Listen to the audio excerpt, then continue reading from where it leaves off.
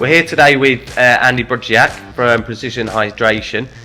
He's going to do a sweat test with myself and Victoria today. And Andy, what is a sweat test? It's our way of finding exactly your sodium concentration in your sweat. And how could I use this information to sort of improve performance, say in a struggle sporty? So people suffer a little bit with cramping.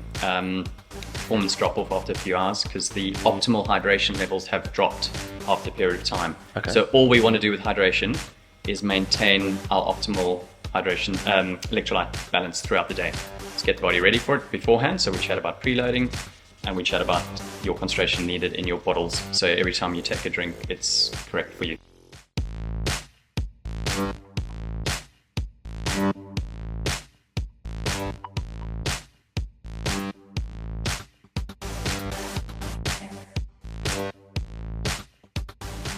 Okay, so Matt, we've got your sodium concentration levels from the test, and we're going to dive into your strategy. So looking at that, we know you've come out as a salty sweater. So you're at 1187 milligrams of sodium, so almost 1200 milligrams for every liter of sweat you lose. So the recommendation is to arrive at the start line hydrated. So we get you to preload with a very strong concentration of electrolytes the night before. So that boosts your blood plasma volume straight away. Okay, so your body will store that. And then in the morning, you wake up, you fasted, you're dehydrated, and you want to boost your blood plasma volume a second time with your breakfast. So a few hours before, you'll have another strong boost of electrolytes in your bottle. You arrive at the start line in the best possible shape. So if you, for example, in a 1 hour crit race, you're not going to be able to drink very much. So moving into what to do in a race, the recommendation is to get as close to your 1200 milligrams concentration of sodium. So if it's a 3 hour race, hypothetically, and you're losing 1 liter per hour, you are going to lose 3 times 1200 milligrams for that duration. What your goal is to try to do is to get at least 75% of your net losses. Your body will retain a lot of the water by taking extra sodium. That's all we're trying to do. When we train, we want to retain some of the fluid.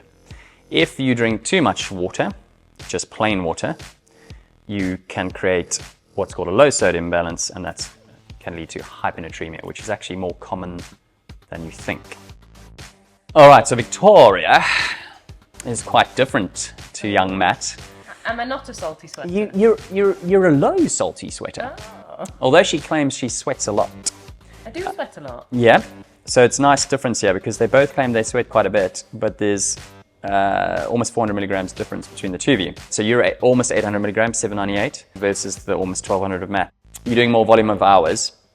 Your recommendation is slightly higher electrolytes in training based on hours and based on the fact that you said to me do a lot more, certainly this time of the year, a lot more training indoors. Now, people watching this is the issue. It's the indoor training that's the repetitive hour in the morning for a triathlete, hour in the afternoon, indoors in the turbo after work.